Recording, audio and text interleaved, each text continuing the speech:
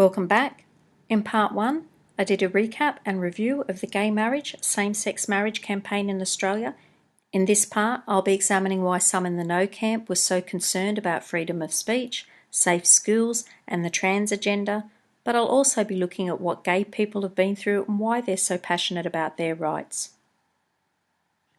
In part 1, I already talked a little bit about the clash between gay rights and religion.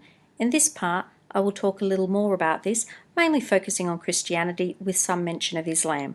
However, I intend to do a major focus on Islam in part 4 of this video series, which should be the final part. In part 3, I'll be looking at the arguments for and against gay marriage as opposed to civil unions and exploring what the differences may be there. Keep in mind, as I mentioned before, this series of videos was started prior to the result coming in, but it's still worthwhile looking at why this debate has polarised people so much. So I hope you stick around, and as a pre-warning, I'm at times critical and at times supportive of issues raised by both the yes and no camps. So as I mentioned in part 1, that will probably just make everyone hate me, but I do hope you stay, as the whole purpose of these series of videos is to explore why this campaign has been so contentious in Australia. Okay, so what are the arguments for and against? Well, there are religious arguments against gay marriage, such as the concept that marriage should be just between a man and a woman, but as many videos have already focused on that, and I'm not personally religious, I'm not going to go into depth with that here. I would say, though, that considering marriage has traditionally been between a man and a woman for eons, I can understand why some people would be struggling with such a radical concept as gay marriage. And I note it's not just religious people who feel that way, it's some others too.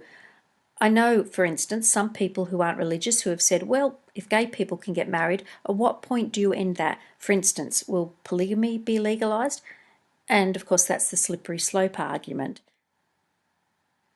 And also another argument I've heard is that considering that married couples have some benefits that other partnerships do not, then why can't friends or siblings have the same rights as a married couple?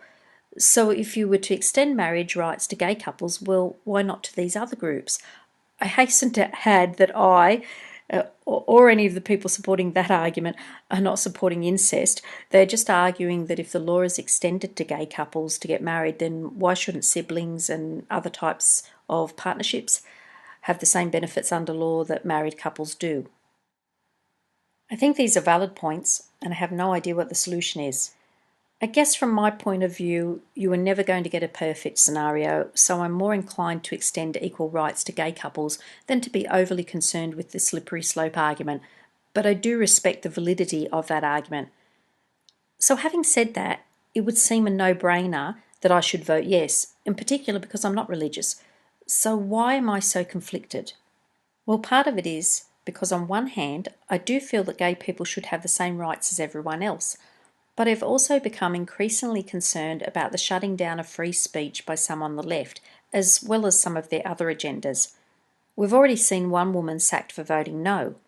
But then again, I've already mentioned in part 1 of these series of videos that there's some pretty nasty stuff going on the no side too. So let's have a look at some of the comments online which convey these two sides. For instance, we have a no voter here who said, nothing wrong to say no, you have your view to go for or against same-sex marriage. But personally, I voted no. And then immediately someone replies, then you're a piece of you-know-what.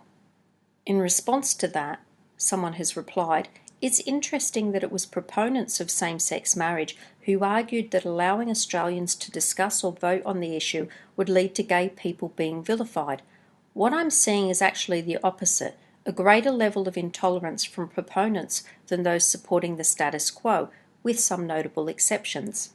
Then the irate yes voter replies, proponents of same-sex marriage and LGBT people on the whole didn't want this.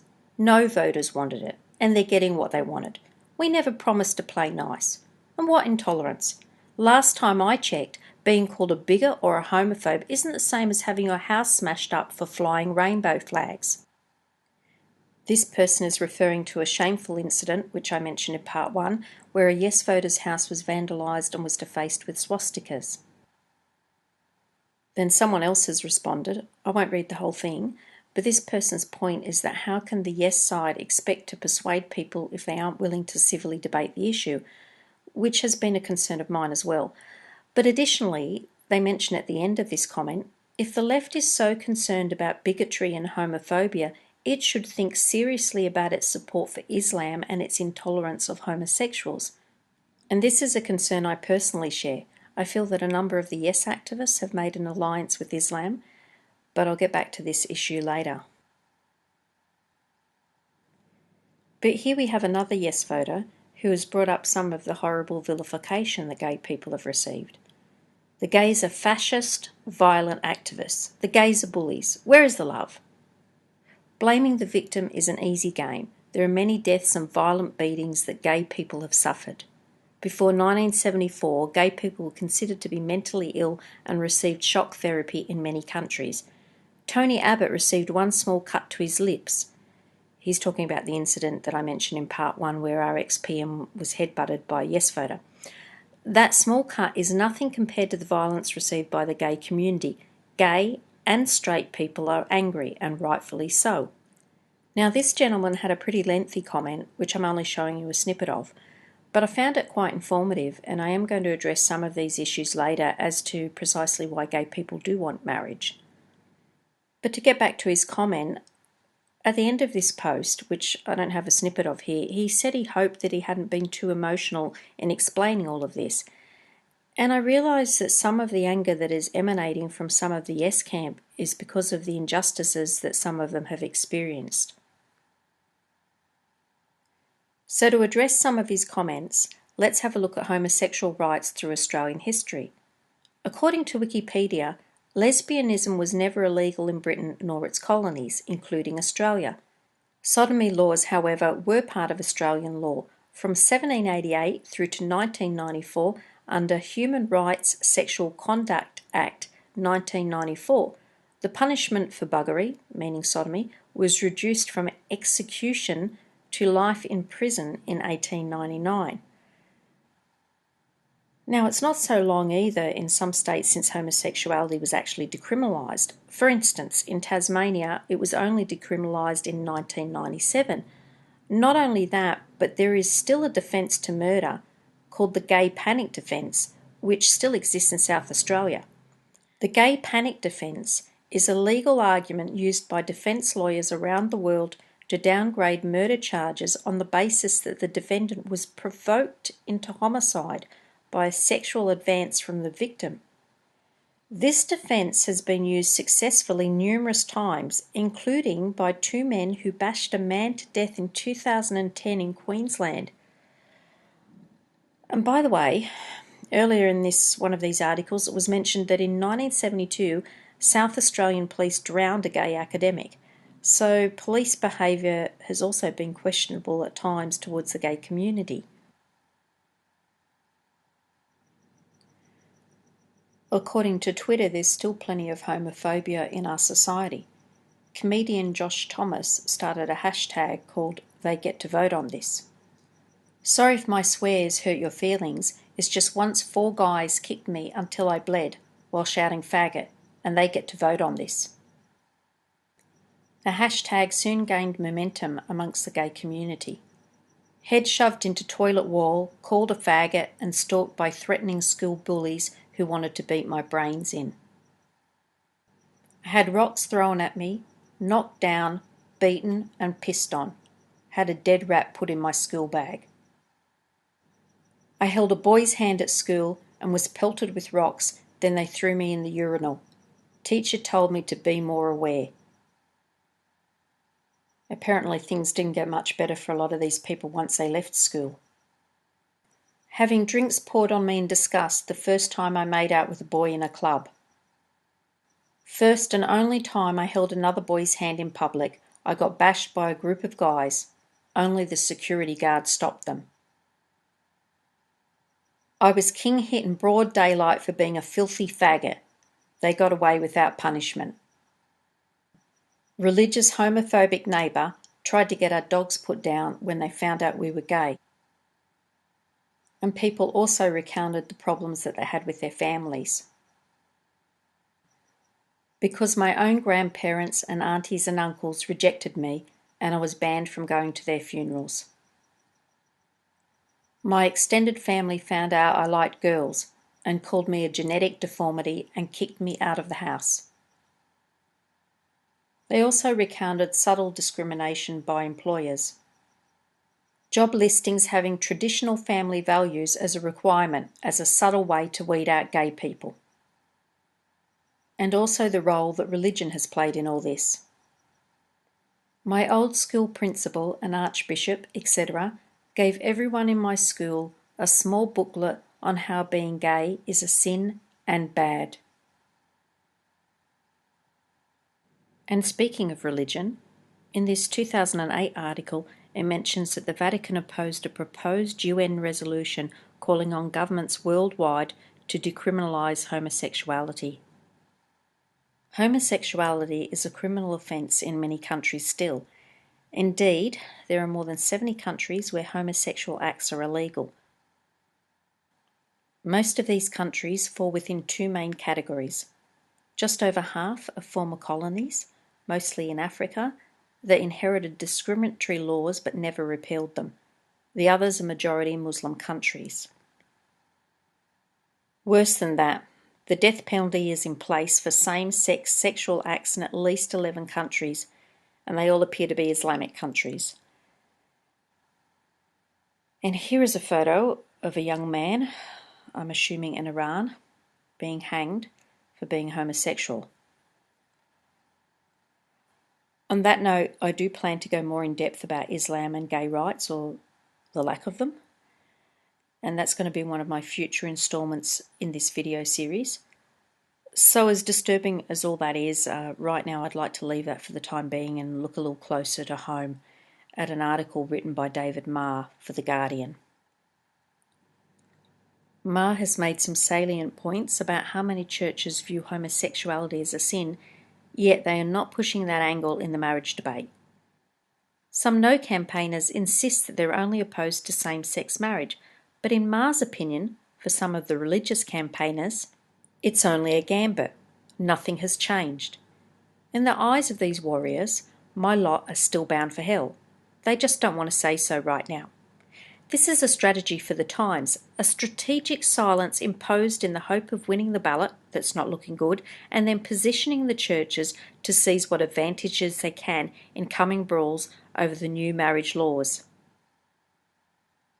To back up his point, he shows that while some in the No camp will not tell The Guardian their position on homosexuality, some of them do state their opposition to homosexuality on their websites or in other publications. For instance, the Christian Reformed Churches of Australia declare homosexuality is a condition of disordered sexuality that reflects the brokenness of our sinful world. Homosexualism, that is, explicit homosexual practice, however, is incompatible with obedience to the will of God as revealed in Scripture. Marr cites other examples, such as a group called the ACC, who have questioned whether homosexuals are actually human. The sanctioning of homosexual relationships countenances another species of human being which is contrary to God's word. Also mentioned in this article is the Catholic Archbishop Anthony Fisher, who instructed his flock to vote no. But when The Guardian asked him where he stood on homosexuality, his office directed them to the Catechism. The Catechism condemns homosexual acts as grave depravity, intrinsically disordered, contrary to the natural law. Under no circumstances can they be approved. And as Marr states, this means no sex for life, because homosexual persons are called to chastity. In the same article, Marr has also pondered whether Lyle Shelton of the Australian Christian Lobby is merely opposed to same-sex marriage or whether he's actually opposed to homosexuality in general. Marr does, however, also make mention of some Christian leaders who do not appear to be opposed to same-sex marriage, but the point his article is raising is that of the church leaders that are in the No camp. They often give the impression that they are merely opposed to gay marriage and not homosexuality per se, But in fact, digging a little deeper would appear to reveal that a number of them are actually opposed to homosexuality altogether. Even those churches who admit homosexuals into their faiths usually expect those homosexuals to never act on their sexual urges, and this also raises the question as to whether this is cruel, expecting gay people to endure a lifelong sexless existence. And then we get to Tony Abbott, our ex-PM and staunch No campaigner, who apparently was going to make a speech to an American Christian group called ADF, or the Alliance Defending Freedom. Amongst other things, the ADF has worked on campaigns worldwide limiting homosexuals' freedoms, such as they provided legal advice to help preserve a sodomy criminalisation law in Belize, and reportedly advised supporters of Russia's anti-LGBT legislation. And now that we are critically looking at the No camp, it's obvious that some of them are indeed homophobic. For instance, this comment that I found online, which I don't particularly want to read because it's pretty horrible. It calls gays some awful names and talks about killing them. So comments like that back up the Yes campaign's claims about homophobia and violence. But I think it's simplistic and indeed insulting to assume that all members of the No camp are homophobic. Because as one No voter points out, the Yes gang don't want to face the fact that it's also gays that are voting no. The whole homophobe narrative falls away at that point, and they know it. Something else is going on here. It is totalitarian in its agenda.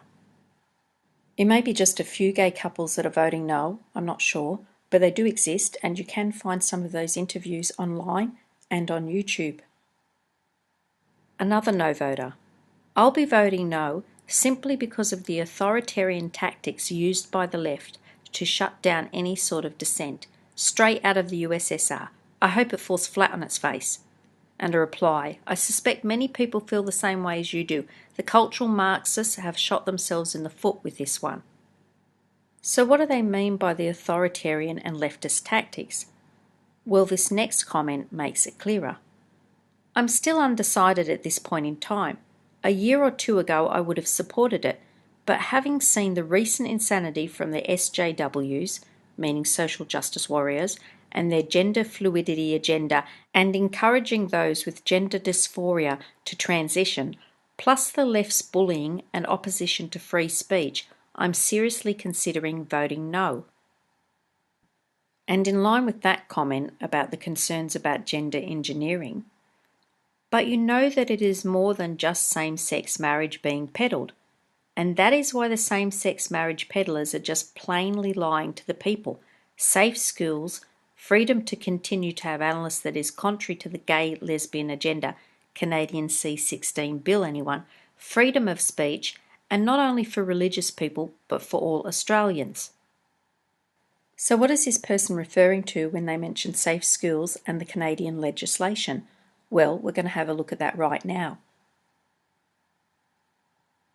Safe Schools is an Australian program implemented into some schools, and there's been a lot of controversy about it. It was billed as being an anti-bullying program to help LGBT people.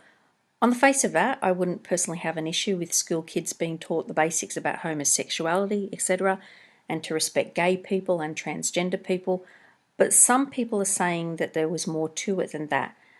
The kids were having to role play being gay, etc.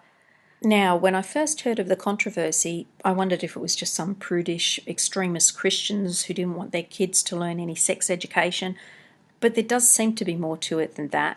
For instance, I came across this video from someone not religious who also thought it might just be some fanatical Christians pushing an agenda, but this guy as well ended up having some concerns about the program.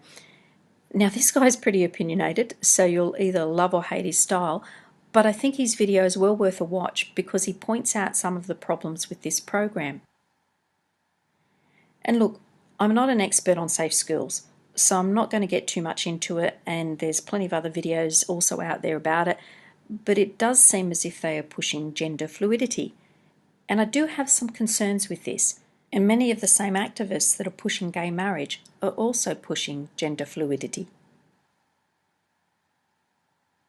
For eons, our definition of male and female has been based on biological functions. Now suddenly we are told that you, as a biological male, can be a female, and vice versa. Sure, there are a small percentage of people born with both genitals called intersex, but for pretty much the rest of us, if you were born with a penis, you were labelled a male, and if you were born with a vagina, you were labelled a female. Well, on one hand, if a guy wants to wear a dress, I've got no issue with that. But the problem becomes that once this person labels himself as female, then he will demand access to female spaces. For instance, there have been cases of transgender people who are biological males wanting access to women's refuges, where women are often seeking refuge from rape and domestic violence. Now here we have a situation of a biological male who is a rapist. Because he's also transgender, they moved him to a women's prison, and now they have to segregate him because he's harassing the women prisoners. And of course, transgender people are also seeking access to opposite-sex bathrooms, and all of this can pose safety and privacy concerns. Now you'll note that my YouTube channel is called End Gender Apartheid. Well, what I'm specifically referring to is ending sexism, and I'm using the traditional definition of gender that we've had forever till transgender people co-opted this meaning. And part of my concern about transgenderism is it's inherently sexist. This feminist, Julia Long, has also raised some of these concerns in this video, which is also well worth a watch. Feminists have long argued that the only thing that separates women from men are their genitals, and perhaps physical strength. Yet transgender activists are arguing the reverse, that the genitals you are born with are irrelevant, and instead that there is a male and female brain. So I find that sexist. And also the idea that someone born the opposite sex can merely label themselves the same sex as you, despite never having been through the same biological challenges that you, as a woman or a man, have faced, is just offensive. For instance, one of the Greens senators is married to a man who has now transitioned to a woman. Now, I have no issue with that per se. It's an unusual relationship, but if they love each other, well, live and let live. But the issue I do have is that this person can legally change their sex on documents such as a birth certificate. He has not done so as yet because they're waiting for same-sex marriage to be implemented so that he can change his sex officially and their marriage will still be valid. As I say, I don't have an issue with their relationship, and if he wants to dress as a woman, that's their business, and I certainly don't want to see him discriminated against, but when he claims that he is a woman, I do have some issues with that. Has he been through the biological challenges other women have been through? No. What gives him the right to co-opt our sex? If anything, I find it the ultimate form of patriarchy. Men come along and just decide that they are women, and we have to like it or lump it. Look, I don't want to give this guy flack. He's probably been through a lot. But does he not understand that calling yourself a woman when you haven't been through what we women have been through might be offensive to some women? And I'm sure there are men who don't wish for women to co-opt their sex either. And there's a broader problem here.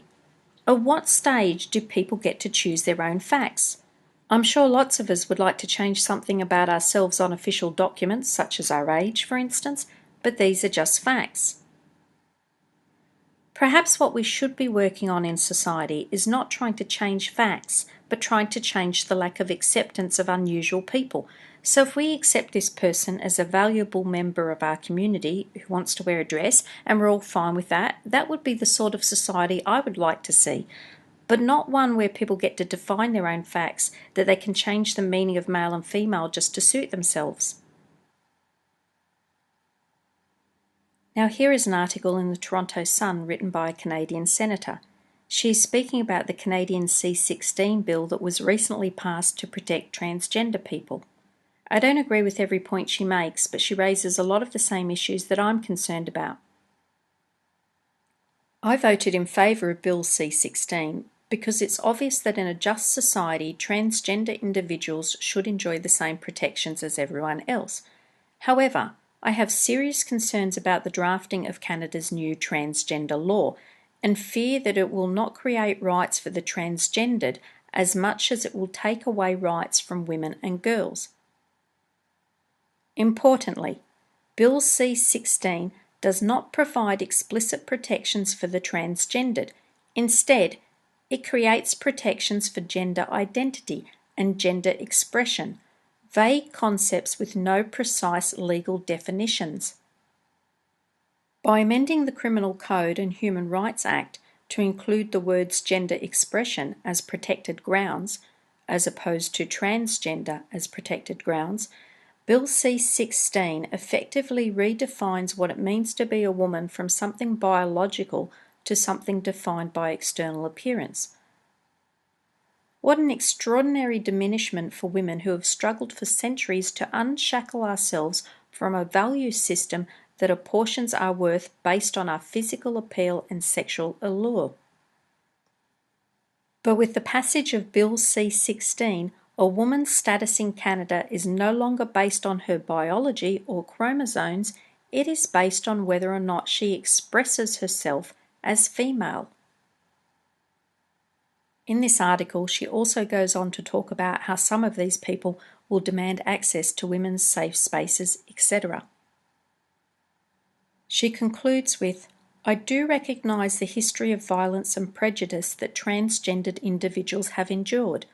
I also recognise that Bill C-16 seeks to denounce and redress the past pain, suffering and isolation of the transgender community.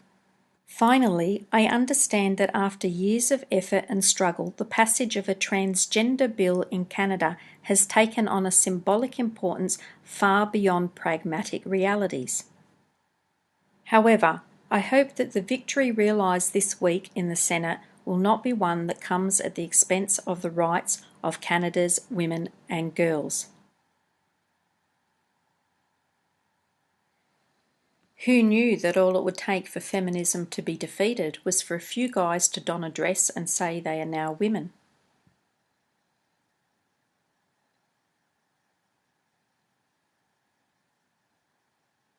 Despite mine and others' angst about all this, I predict anyway that this is a social experiment that won't last long. Why? Because it'll come down to money, as unfortunately some little girls will end up being raped, and those parents will sue the schools and organisations, etc., that allowed mixed-sex bathrooms. Then the insurers will tell these facilities that they need to change their policy or they won't be further insured. And in the end, there'll be a massive backlash against transgender people because of all this. And because there's so few of them, they'll lose. And that's a sad thing about all this, is that transgender people can't seem to see where these demands of theirs will lead. So what are the penalties for using wrong gender pronouns? Critics say that Canadians who do not subscribe to progressive gender theory could be accused of hate crimes, jailed, fined, and made to take anti-bias training.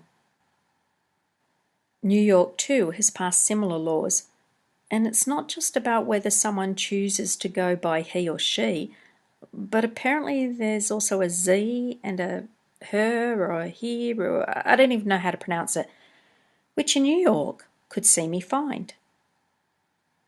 Employers and landlords who intentionally and consistently ignore using pronouns such as Z, her, he, I don't know, to refer to transgender workers and tenants who request them may be subject to fines as high as $250,000.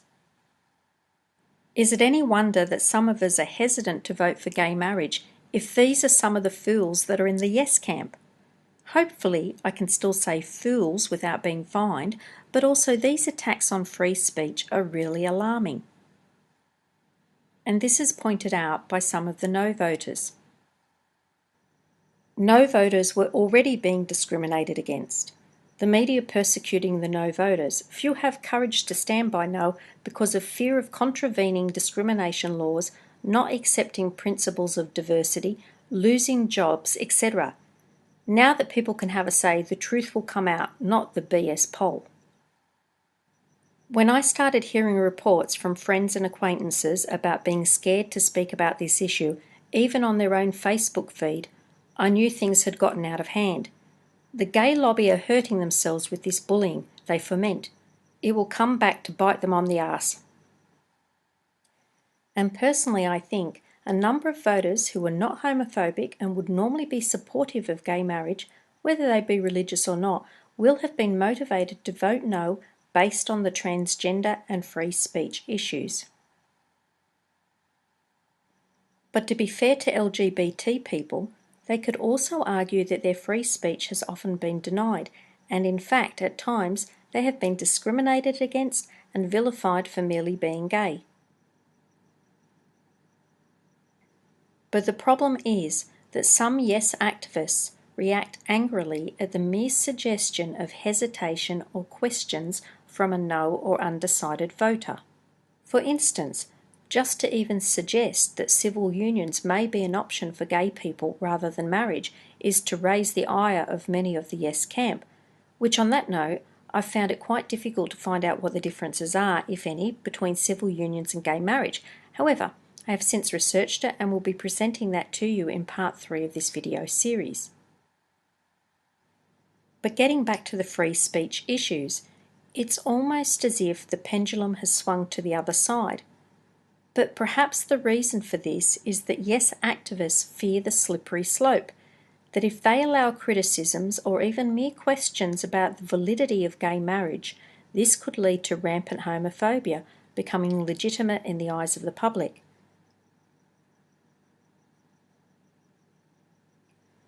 But the problem is that this suppression of free speech is actually working in the no camp's favour. For instance, this person has said, I was going to vote yes, but after all the bullying, vilification, lies, name-calling and violence, it's a no from me now, as I can see where this is headed. The yes campaign has lost a lot of favour in the polls due to their aggressiveness.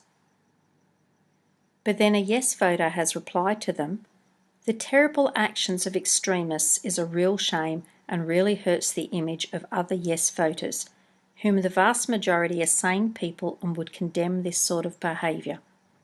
And I personally don't think that the behaviour of some of the supporters is a valid reason to switch sides, as it has nothing to do with the topic itself. But oh well, we're different. Smiley faces. It'll always be yes from me.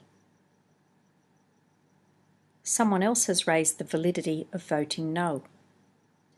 So your vote is influenced by the campaign's behaviour rather than people's rights to marriage. Then the reply has been, yes, because imagine how fucking nasty it's going to get after SSM marriage. Then to prove him right, this reply, I was going to vote yes. LOL, sit the fuck down and shut up. You were never going to vote for yes if a couple of pushy arseholes are all it took to change your mind. By that analogy, if every time some pushy religious idiot who showed up on my doorstep could have coloured my opinion against them so easily, I would have burned down every church in my state by now.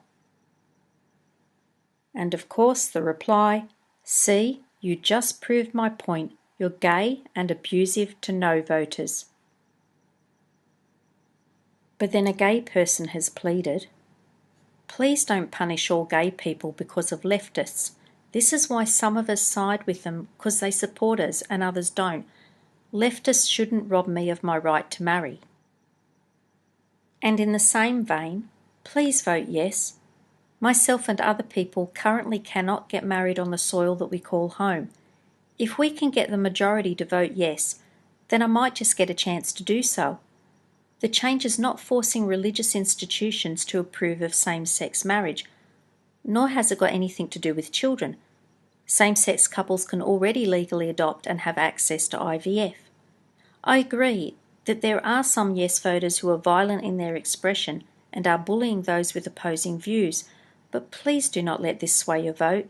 Just because there are some people who can be extreme does not make this vote any less about equality or human rights.